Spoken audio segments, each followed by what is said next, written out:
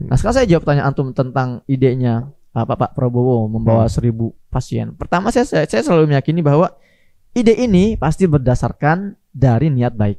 Karena kita tahulah Pak Prabowo ini bukan orang baru kalau kita bicara keberpihakan dia tentang Palestina kan. Dia bawa mahasiswa-mahasiswa dari Palestina untuk kuliah di sini. Bahkan dia juga pribadi dia ngasih 5 miliar, saya tahu itu. Nah, cuman ketika bicara masalah membawa keluar orang-orang Gaza ini di sini harus ada banyak pertimbangan. Gini, hitung-hitungan saya ya. Kalau Pak Prabowo mau membawa 1.000 pasien, ya 1.000 pasien dari Gaza, artinya kan nggak mungkin pasien ini datang sendirian. Ya. Pasti keluarganya juga harus ikut dong. Ya. Dan rata-rata orang Gaza ini kan subur-subur. 7 orang, 9 orang anak gitu ya. Itu belum orang tua tuh. Kita ambil tengah-tengahnya deh 5 orang. Orang tua 2, 3 anak. Itu rata-rata ya. 1.000 kali 5, 5.000 orang. Nah itu harus dipersiapkan itu. Berapa translator yang dibutuhkan? Berapa koki? Penting banget ini. Berapa koki yang dibutuhkan? Karena ada kasus pemerintah Malaysia mendatangkan cuma berapa puluh apa ratus gitu dibawa ke Malaysia, malah terjadi masalah di situ. Kenapa? Karena orang-orang sakit dari Gaza dikasih makan nasi lemak. Dia dengan ada yang mengatakan ayolah qanaah lah gitu ya, atau pertukaran tradisi lah. Hei, bukan waktunya kita mengajarkan tukaran budaya atau tradisi ketika orang sakit. Ini orang sakit harus ditreatment dengan baik. Jangan sampai yang sakit makin sakit, yang sehat malah jadi sakit. Jadi banyak sekali pertimbangan-pertimbangan. Permasalahan baru malah. Ya, kalau misalnya menggunakan ini temporary ya, ini kan lokasi sementara gitu ya. Nanti kalau sudah sehat balik lagi. Ingat, tahun 1948 tragedi Nakbah, di mana hampir 1 juta orang Palestina diusir keluar dari tempatnya. Saat itu orang-orang Palestina itu keluar membawa kunci-kunci rumah mereka. Dan banyak yang keluar tuh hanya membawa baju dan pakaian sederhana lah. Karena mereka berpikir saat itu paling lama seminggu kita balik lagi, paling lama sebulan nanti kita balik lagi. Sekarang mereka 80 tahun ngungsi di Yordan, di Libanon, di Gaza. Ya dengan awalnya kan sekedar sementara.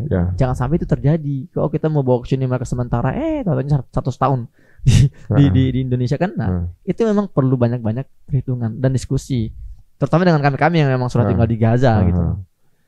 Oh, jadi ternyata memang nggak semerta-merta semudah itu ya. Itu sama aja etnis cleansing secara halus ya jatuhnya. Ya, bisa jadi. Waduh. Nah sekarang ini kalau misalnya antum ya kita nggak pernah ya menghindarkan tuduhan-tuduhan itu ya. Orang nggak bisa kita semua kemudian jadi happy atau sepaham sama kita. Betul, kita nggak bisa menyenangkan semua orang. Antum mau ngomong di sini juga tetap aja nanti kalau memang nggak suka dasarnya nggak suka. Gitu.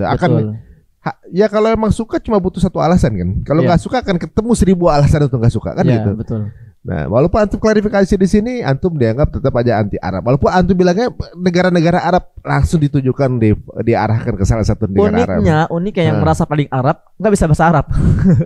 Iya kan? Kalau saya jelas, saya Nausorof saya bagus, ya bahasa Arab saya bagus, baca Al-Quran saya bagus gitu kan. Nah jadi nama saya nama Arab Muhammad Hussein. Istri saya orang Arab, gitu ya. Kurang Arab apa saya? Iya. Cuma hidung saya kurang mancung gitu kan. Mukanya aja gitu ya. Mukanya kurang Arab gitu loh. Iya. Nah ini orang yang sangat ya fanatik terhadap negara Arab tapi ya nggak bisa bahasa Arab lucu. Bahkan juga ada ulama yang bilang kan kalau nggak bisa Nausorof jangan ambil ilmunya kan itu. Iya. Nah, betul. Gitu ya udah kalau gitu besok Anda belajar dulu deh untuk bisa tanding sama antum. Jadi sini guys ini mungkin ya sebagai ini ringan aja sih sebenarnya klarifikasi mudah ya ibaratnya. Membuat atau menggiring opini sangat mudah. Ya gampang banget kan tinggal dicari. Semua orang pasti punya kesalahan. Atau semua orang pasti punya celah untuk kemudian digiring ke salah satu part gitu ya. Orang nggak korupsi aja bisa jadi tersangka korupsi sekarang. Iya betul. Tergantung di posisinya di mana aja kan gitu kan. Nah, lebih bijak lah dalam menggunakan sosmednya guys. Atau juga mungkin mengunyah berita tuh jangan main kunyah-kunyah aja. Sekarang gampang bikin berita, tapi mencari sumber informasi pun gampang, semua terdata kan sebenarnya kan. Jadi kalau orang mungkin memberikan satu fakta, dasarnya apa sesimpel itu kan betul. Gitu. Tapi sebenarnya kalau antum kondisinya dengan para waktu antum ke itu yang ngundang siapa tuh waktu sana? Saat itu saya lagi di Mesir. Kan kita ketemu kan? Ketemu antum lagi di tempat Salahuddin Al-Ayyubi itu ya. Itu memang saya lagi di Mesir. Di Mesir itu saya memang ngumpulnya sama para jurnalis Gaza di situ. Ya. Sebetulnya yang diundang tuh mereka, gitu kan. Nah, pihak perlawanan di Lebanon ini ya meminta kepada mereka, ada lagi kan nih, siapa lagi influencer yang selama ini ya menyuarakan Gaza dan bisa kita undang gitu. Nah, masuklah radar mereka saya. Mumpung saya lagi di Mesir juga kan. Oke, ajak sekalian. Antum harus tahu kalau ke Libanon ya tanpa ada koordinasi seperti ini itu kita nggak, orang Indonesia sulit sekali masuk ke Libanon tuh. Sulit sekali itu. Emang benefitnya apa ngundang influencer di acara itu? Ya wallah alam ya, mungkin mereka juga perlu menyebarkan. Karena gini, saya baca juga di artikel di media Arab ya, Amerika itu sudah memberi warning kalau ada pemimpin Arab yang hadir di acara itu, itu akan mendapat sanksi dari Amerika. Gitu loh. Jadi nggak ada yang hadir. Iya, jadi pemimpin Arab yang hadir ya yang selama ini bersuara untuk mereka memang sudah kayak dari Iran gitu kan. Ya Iran bukan negara Arab sebetulnya sih ya.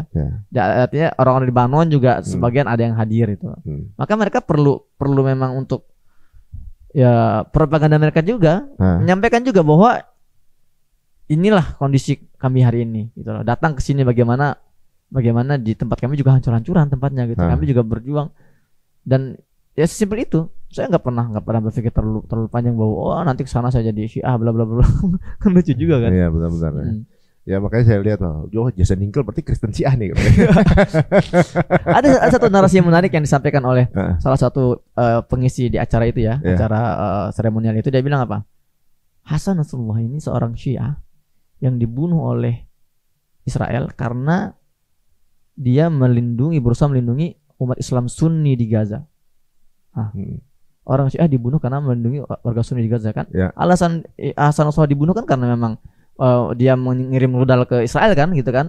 Nah, maksudnya apa? Jadi ada pesan yang mereka sampaikan bahwa musuh kalian ini, musuh kita ini nggak beda-bedakan kita loh. Sunni Syiah selama itu mempertahankan Palestina pasti dihabisi. Kenapa kita malah fokus di perpecahan itu? Yang kedua, ketika saya membahas masalah mengangkat misalnya ya berita tentang serangan Iran ke Israel gini ya, serangan Libanon ke Israel. Maksudnya saya apa? Dan kalau antum cek video-video lengkap saya di beberapa kajian saya itu saya sampaikan intinya itu saya ingin menstimulasi rasa cemburu Ahlus Sunnah.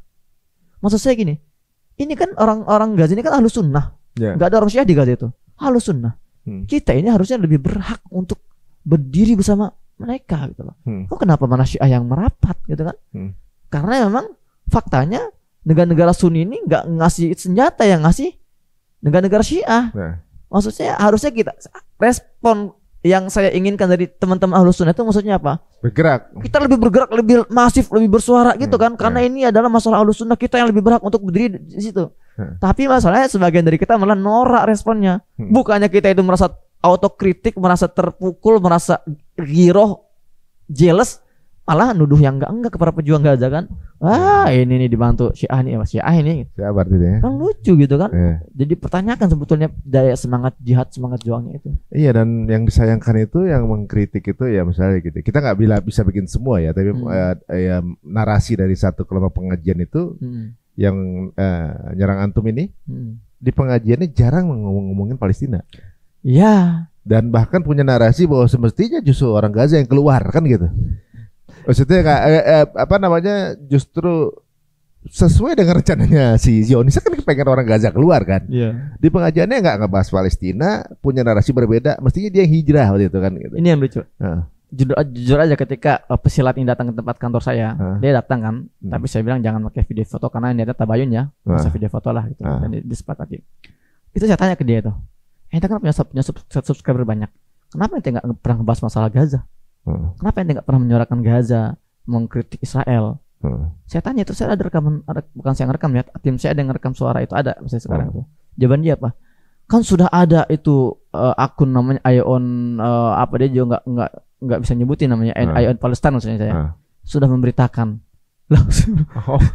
Dia akun gitu. Publik itu. Iya, Ion Palestine. Middle East itu Ion Palestine. Iya, jadi yang saya tangkap pakai itu cukup. Udah berarti kalau sudah disuarakan kita nggak selesai gitu. Kita nggak usah menyuarakan lagi. Bakal merdeka aja gitu pakai itu. Saya bilang ke dia, saya tuh nggak mau video ini. Kenapa? Karena saya tuh nggak mau menjatuhkan antum. ini kalau saya bongkar, mohon maaf ya, antum datang tanpa riset yang kuat gitu loh. Dan saya bukan tipe saya menjatuhkan sesama muslim di hadapan orang banyak. Ya, saya sampaikan, antum itu aset, antum itu punya banyak subscriber, itu harusnya antum manfaatkan untuk berdakwah dengan cara yang lebih bijak gitu loh. Bukan malah nyerang sana sini, nanti berat tanggung jawabannya itu. Iya, ya mungkin ya ada, ya itu mungkin beberapa hal di Indonesia ini agak unik ya gitu. Kadang-kadang fokusnya untuk mengkritik sesama muslim gitu. Padahal banyak banget di luar gitu, ibaratnya yang perlu yang bisa yang bisa dibantu untuk sama-sama bahu membahu gitu. Iya. Tapi fokusnya hanyalah tupoksinya untuk nyerang sesama muslim gitu. Alasannya berdakwah, padahal justru masuk ke dalam bukannya sunnah lagi, keharaman mempermalukan saudara muslim. Iya. Gitu kan, itu haram tuh. Iya. Rasulullah nggak pernah ngelakuin itu, tuh bid'ah dia yang ngelakuin. Itu bid'ah loh. Yang dilakuin mereka ini bid'ah karena apa? Cara Rasulullah mentafsir kayak gitu kan. Iya. Nabi kan paham waktu itu siapa orang munafik di masa Nabi kan. Iya. Nabi tahu, Nabi dapat wahyu. Tapi nggak Nabi bongkar. Ini munafik, gak langsung dibongkar di banyak forum gak kan? Dia hanya cerita ke Kati Mesir itu ya, Hudzaifah bin Yaman. Ya, ketika diminta oleh salah seorang sahabat, ya Rasulullah, kenapa tidak dibongkar saja? Bunuh aja. Kak Umar kan bilang, kayak penggal aja itu lehernya gitu kan. Kata Nabi apa? Saya tidak mau nanti orang akan berkata bahwa sesama muslim sering membunuh. Iya, gitu mengutamakan persatuan. Jadi Nabi melihat maslahatnya gitu loh. Ya, maksud saya, apakah nggak ada hal yang lebih urgen untuk dijadikan konten gitu kan, sampai malah nyerang sana sini jadi konten. Iya, itu makanya sebenarnya nabinya nabi yang mana ya gitu. Soalnya Rasulullah tuh asli lembut banget.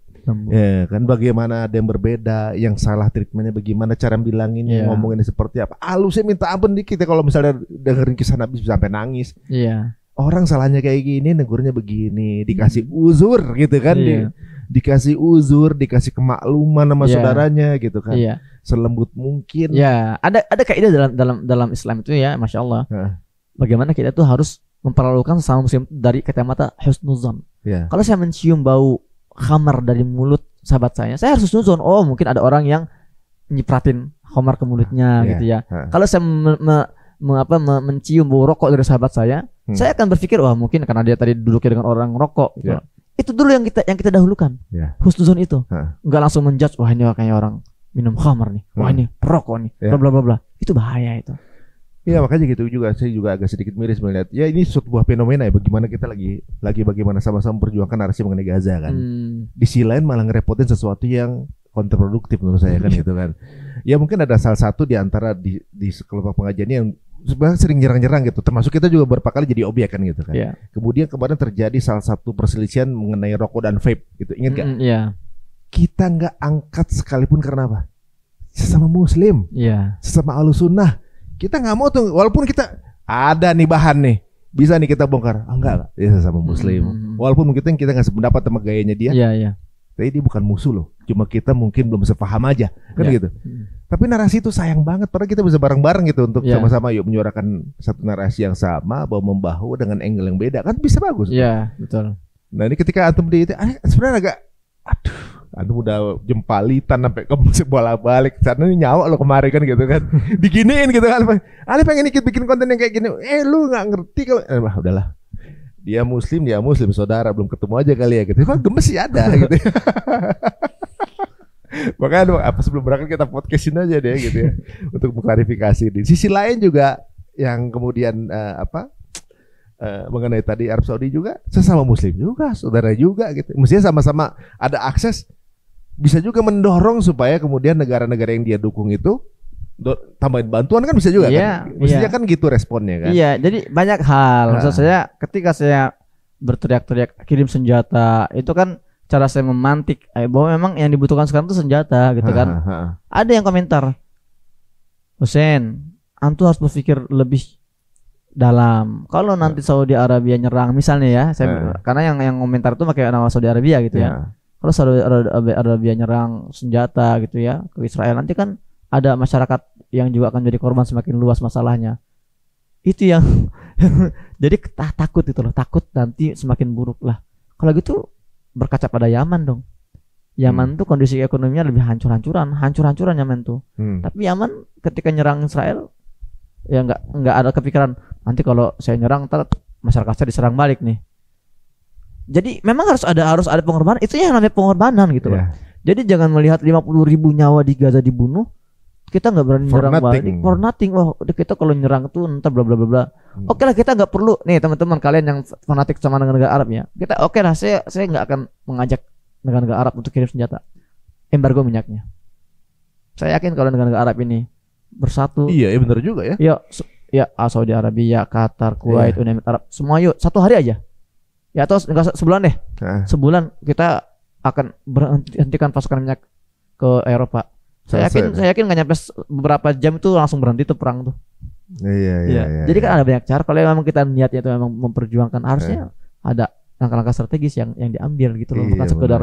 Jadi gini, analoginya ya, akhi, hari ini yang saya lihat ada anak jatuh nih, anak kecil jalan jatuh ke sumur, plung gitu, nyemplung ya. Kita semua mengerubuti, weh, anak jatuh ke sumur, kasihan, itu awas dehidrasi, lempar air mineral, awas kelaparan, kasih roti makanan, awas kedinginan, kasih baju hangat, kasih namanya selimut. Tapi di kampung itu ada tangga loh. Kenapa enggak tangganya turuninnya aja naik gitu loh? Kita ngasih makanan, ngasih ini. Maka apakah itu dikatakan bantuan? Nah, itu bukan yang strategis gitu ya. Iya, anak itu enggak butuh makanan. Makanan butuh, tapi ada yang lebih prioritas, ada mengangkat anak itu dari situ gitu loh. Dengan Gaza hari ini. Gaza perlu makan, iya, perlu minum, iya. Tapi yang paling dibutuhkan Gaza hari ini apa? Hentikan genosida. Dengan cara apa? Tekanan politik, tekanan ekonomi, tekanan ini. Itu yang saya butuhkan. Mungkin teman-teman di Indonesia enggak merasakan apa yang saya rasakan selama 12 tahun di Gaza. Antum enggak pernah melihat bagaimana anak-anak Gaza itu terpotong tubuhnya di hadapan antum. Antum nggak pernah merasakan getaran bom ketika jatuh menghujam ke tanah Gaza, dan saya merasakan langsung. Antum nggak pernah merasakan bagaimana hampir terbunuh berkali-kali oleh bom-bom di Gaza. Saya 12 tahun merasakan seperti itu. Jadi ketika saya keluar dari Gaza, semangat itu yang saya bawa, rasa marah itu yang saya bawa gitu loh. Jadi kenapa saya kritiknya keras itu? Karena ini suara-suara Gaza yang berusaha mereka keluarkan. Cuman kan saya yang berhasil mengeluarkan ini, mereka nggak bisa keluar. Jadi maka saya yang mewakili kemarahan mereka di situ. Ya, uniknya ketika antum kemudian dituduh memiliki akidah yang berbeda gitu. Ya, antum kan di Gaza gitu. Anda belum pernah lihat orang Gaza punya akidah itu gitu kan. Jarang gitu ya. Atau mungkin belum pernah Anda berdengar. Enggak ada kan gitu kan. Gak ada. Orang Imam Syafi'i aja tuh orang Gaza loh. Ibaratnya udah jelas-jelas ya. Nah, ini mungkin jadi pembelajaran buat kita. Kalau kita nggak tahu ya jangan asal kita kemudian jeplak ya, atau juga mungkin jangan kemudian judgement orang lain gitu. Lebih berhati-hati juga sebenarnya karena yang dihisap ya narasi kita, apalagi banyak yang lihat gitu, banyak yang dukung, kemudian banyak yang bagaimana nanti untuk mengembalikan nama baik itu kan. Nanti ketika penghisapan harus satu persatu orang yang percaya sama dia didatengin satu kan gitu. Nah ini walaupun begitu kita pun tetap menjaga nama baik. Yang dimaksud antum kita nggak sebut namanya sama sekali kan dari tadi ya. Ibaratnya gitu bahwa yuk sama-sama sebenarnya udah waktunya lah kita nih. Mungkin jadi wasilah. Yuk kita mulai berpikir ulang gitu untuk kemudian kayaknya kontraproduktif yang dilakuin selama ini deh gitu. Kalau kita mungkin ya Gaza ini udah bentuk konfliknya udah jelas kok. Nggak ada yang abu-abu di belakangnya gitu kan. Yang mau diambil mana, yang pelakunya siapa, ngapain, caranya itu jelas-jelasnya gitu kan. Ibaratnya ada juga kadang-kadang konspirasi teori di belakang yang mungkin yang dohir sama yang batin itu berbeda gitu. Ini kan jelas gitu. Yang pelaku kejahatannya siapa, korbannya siapa, seklir itu. Masih aja cari yang abu-abunya. Ini kan aneh. Ini dibaliknya ada ini ada nih. Sesuatu yang kita nggak tahu, tapi kemudian asumsi itu jadi pernyataan itu, makanya sangat disayangkan. Sama kayak gini, ini nih, ketika orang melihat para pejuang Gaza itu ya, yang kenapa mereka meyakini ini sandiwara? Karena bagi mereka masa sih Israel dengan skala kecanggihan teknologinya, backup dari Eropa yang tidak habis-habis, masa nggak bisa menghancurkan gerakan perjuangan Gaza yang sekecil itu, gitu kan? Itu yang menjadi mereka ini. Kalau kerja sama, udah habis itu, udah selesai itu, ambil aja dah, udah kan nggak ada yang lawan lagi kan? Jadi mereka tuh berpikir bahwa mereka tuh menciptakan gerakan hijau ini ya untuk sandiwara itu agar menelan korban sebanyak-banyaknya gitu ya. Karena mereka nggak bisa, nalar mereka tidak bisa mengolah fenomena fakta ini gitu loh. Maka saya selalu bilang, Kalau kita mau menganalisis kekuatan Gaza, teman-teman, jangan terlalu sombong hanya mengandalkan logika, nggak akan nyambung. Kalau kita mau mempelajari, mendalami rahasia kekuatan para pejuang-pejuang Gaza, jangan terlalu angkuh hanya mengandalkan rasionalitas kita, nggak akan nyampe. Ya. Karena saya merasakan di situ, saya hidup di situ.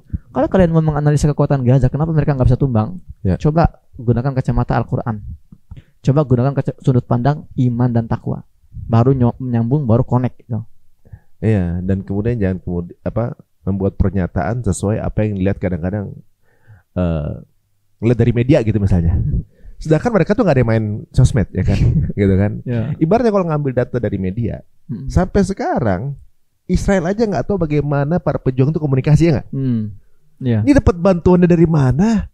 Kok waktu dia itu pakai baju baru, mobilnya baru, gitu, persenjataannya bisa baru, ngirimnya lewat mana aja mereka nggak tahu, gitu. Misalnya kalau mau cari datanya, kan lebih jago Israel kan. Maksudnya mereka punya intelijen yang nggak kaleng-kaleng. Kita WhatsApp, kita telepon, itu kedengeran semua kan sebenarnya kan. Sampai sekarang satu pun secara politik, intelijen manapun nggak ada yang tahu bagaimana dapat logistik kan. Entah dari bumi yang mana.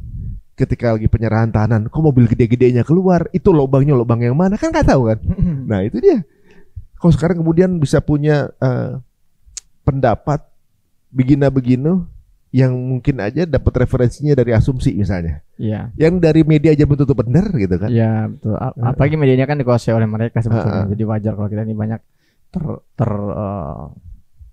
distorsi ya informasinya.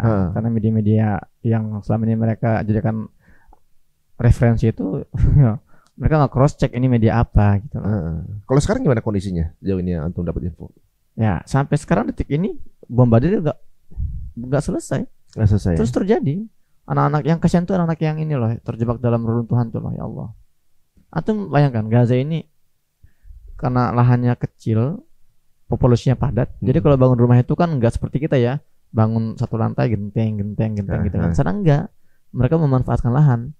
Jadi satu lantai beton, lantai dua beton gitu kan. Itu dibom, boom. Dan itu Israel tuh kalau bom itu bukan rumah kosong ya, tapi rumah ada isinya.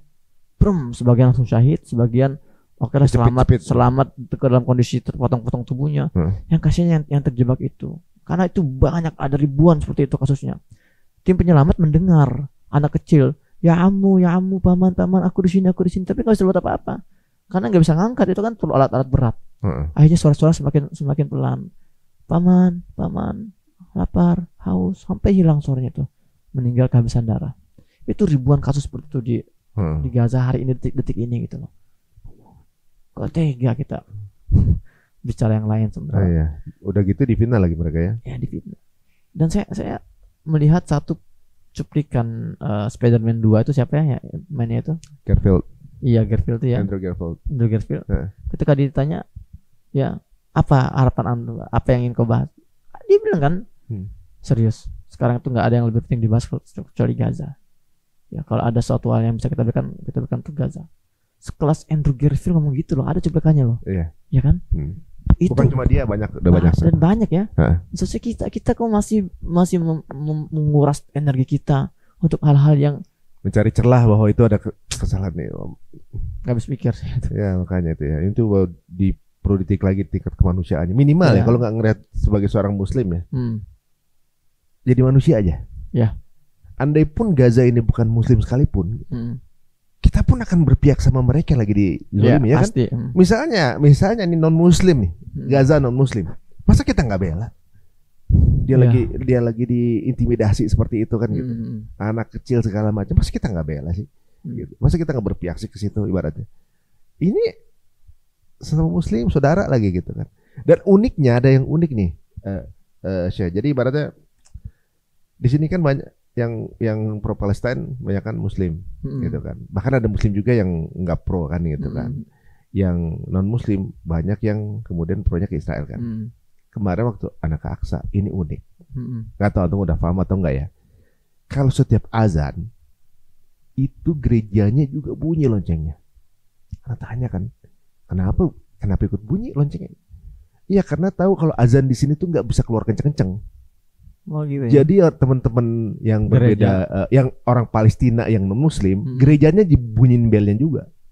Nandain itu udah waktunya sholat untuk orang Islam. Keren banget, Kak. Dan di situ yang ribut itu Kristen dan Islam ngelawan Yahudi, Israel. Iya, iya. Jadi Kristen sama Islam yang Palestina itu bahu membahu mereka tuh. Iya, betul. Saya ketika di Gaza gitu, teman-teman saya tuh orang-orang non Muslim, orang Kristen. Antum bisa cek di YouTube saya. Saya datang ke gereja ortodoks tertua di Gaza. Ya. Saya punya sahabat di situ dan ketika saya mau masuk ke gereja itu ada 2 polisi gerakan hak di depan pintunya. Saya bilang ini ngapain 2 orang ini? Emang di sini pernah ada serangan-serangan ke gereja? Nggak ada. Ini kita meletakkan 2 orang Muslim banget, polisi gerakan hak, gerakan perjuangan tuh untuk pertama memberikan jaminan keamanan yang lebih untuk saudara non Muslim dan untuk memberikan penghormatan untuk mereka gitu loh. Jadi memang seperti itu di sana itu memang toleransinya tinggi sekali. Iya ya, karena ya mereka sama-sama penduduk asli kan. Ya walaupun bagaimanapun juga Nabi Isa juga orang Palestina kan sebenarnya kan. Orang Israelnya ini kan pendata Askenazi semua nih. Jadi di sini udah kelihatan yang asli dengan yang pendatang udah sebenarnya bukan di agama kalau yang maksudnya ya untuk warga Israelnya nih. Israelnya, Palestina yang Muslim dan non Muslim itu sama-sama nggak suka sama si Israelnya gitu. Jadi kadang-kadang hal seperti ini nih nggak dipahami juga teman-teman yang ada di sini, mentang-mentang beda keyakinan, kemudian ikut kemudian di kolom komen nyerang-nyerang juga gitu kita yang lagi membela Gaza. Gitu. Ini ada fakta menarik. Israel ini untuk menarik simpati dunia, mereka selalu menggunakan narasi minoritas. Paham nggak? Ya. Jadi mereka menyampaikan bahwa keberadaan Israel sendiri itu kan dianggap minoritas di tengah-tengah negara Arab ya. Jadi dianggap minoritas ini satu ras yang berbeda. Ras berbeda yang harus diperjuangkan. Nah, dia juga memanfaatkan itu. Jadi dia mendukung banyak pihak-pihak di berbagai negara yang dianggap minoritas itu dia supply, dia dukung untuk menunjukkan keberpihakan dia terhadap minoritas gitu loh. Agar ada timbal balik akhirnya kan yang minoritas ini kan yang akhirnya malah merasa wah ini memang kita dibantu. Makanya teman-teman kita di Indonesia ini ya yang tidak seakidah itu banyak yang mendukung mereka itu bukan tanpa alasan. Mereka tuh dapat support entah itu program-program pendidikan, entah itu proyek-proyek pertanian lahan. Makanya banyak video bendera-bendera Israel itu juga tersebar di wilayah timur contohnya ya. Itu juga bukan secara natural seperti itu. Ya berarti standar ganda dong. Ibaratnya kan itu kan Sem yang dimaksud kan anaknya Nabi Nuh ya. Itu kan di daratan Palestina situ kan. Yang orang aslinya berarti kan sebenarnya Semitnya itu orang aslinya kan. Iya, orang Arab juga Semit sebetulnya orang Arab, orang Palestina itu aslinya kan Semit. Berarti yang anti Semit itu mereka dong sebenarnya. Iya, harusnya. Karena berarti dia sendiri ngaku kalau dia bukan orang situ. Dia orang minoritas. Berarti bukan orang yang aslinya di situ berarti kan. Seperti itu. Nah, yang di situ kan tuh bangsa Semit. Berarti dia yang Semit Palestina sebenarnya. Kalau dia ngomong begitu. Nah, berarti kalau dibilang anti-Semit, ya mereka nih anti-Semit. Iya betul. Orang Semitnya Palestina. Dan narasinya dibolak-balik sama dia ya sebenarnya. Standar ganda. Waduh, mudah-mudahan jadi clear teman-teman semua ya. Awalnya bilang bahwa Syekh Hussein ini adalah seorang Syiah. Kemudian gara-gara di situ pantesan narasinya membenci negara Arab, begitu kan? Kan pola muternya seperti itu, Final Antum tuh kan. Bersama Antum juga udah klarifikasi ya mudah-mudahan walaupun apa yang diomongin di sini pun nggak bikin puas orang lain yang udah sebelah mantum. Nanti akan ada potong-potongan nih kata-kata kita akan ada potong-potong itu kan. Ntar fokus di situ tuh. Dari misalnya ada 2 jam ya. Ntar mereka nggak akan fokus pada hal fakta-faktanya. Mereka hanya fokus pada kesalahan-kesalahan itu. Cari celahnya ya. Potong, ntar dijadikan konten. Itu biasa sekali. Iya, ada emang bangsa itu. Udah dari dulu bang, udah ada dikisahkan akan ada yang kayak gitu kan. Waduh, sekarang apa nih pesan antum untuk semua nih yang sedang menunggu update mengenai Palestina? Dan ini buku ini adalah buku apa nih? Ini dari Profesor Dr. Abdul Fattah Al-Waisi.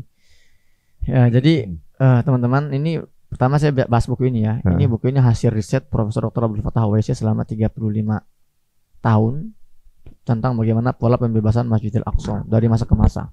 Dari masa Nabi SAW yang bebas di masa Umar bin Khattab, masa Nuruddin Zanki yang bebas di masa Salahuddin Al-Ayyubi. Ini semua tertuang sejarahnya, geopolitiknya, kemudian tadabbur ayat-ayat Qur'annya, hadisnya, bagus banget ini teman-teman.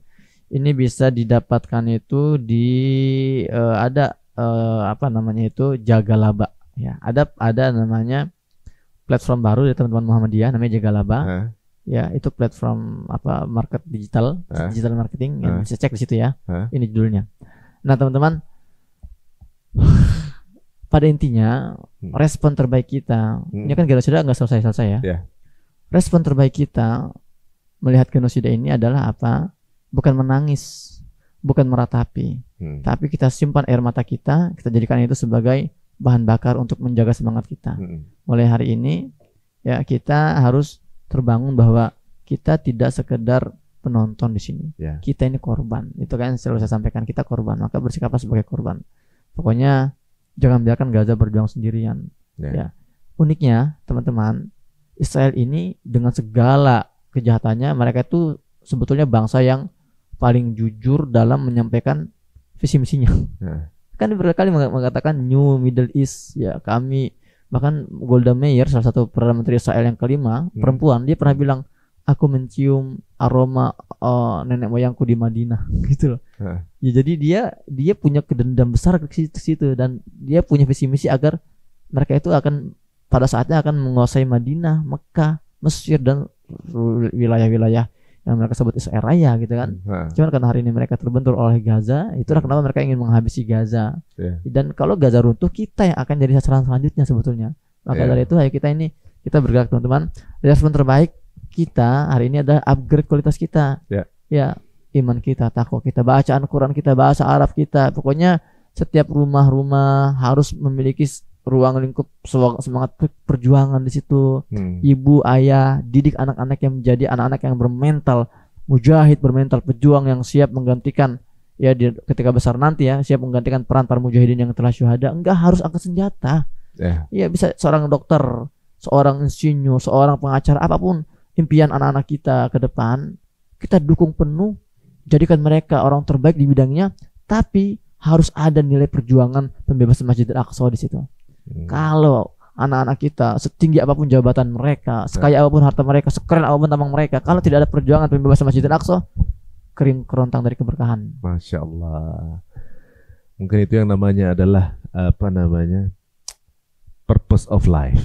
Ya. Ada juga life goals, ini ada life purpose. Jadi kalau life goals mau jadi tadi Syekh Hussein bilang mau profesinya apa aja raih itu life goalsnya. Tapi life purpose-nya itu mendapatkan ridha Allah dengan cara membebaskan Masjidil Aqsa. Mudah-mudahan jadi target dari keluarga kita masing-masing. Amin. Jasa kelahiran untuk waktunya nih. Mudah-mudahan akan menjadi pendewasaan dan juga mungkin secara edukasi juga lebih banyak nanti teman-teman yang bisa terpahami. Amin. Dan kita juga jadi juga introspeksi juga diri biar juga nggak. Mungkin ada juga koreksi-koreksi pribadi yang perlu pastilah, kita harus selalu lakukan gitu ya. Mungkin nggak sembarangan ngomong satu negara misalnya. Next ke depan akan lebih baik lagi. Atau nggak terima undangan dengan gampang gitu kan. Ibaratnya. Ya itulah dia. Namanya juga manusia. Kita yang bisa kita koreksi pribadi ya. Tapi antum cukup dewasa dalam menyikapi ini. Ketika ada yang menazir antum aja ketemu. Keren. Ya mudah-mudahan ini akan menjadi contoh untuk kedepannya ya. Amin. Amin ya rabbal alamin. Dan teman-teman semuanya, monggo silakan jika dirasa menarik, share sebanyak-banyak tayangan ini dan semoga menjadi bermanfaat buat kita semuanya. Assalamualaikum warahmatullahi wabarakatuh.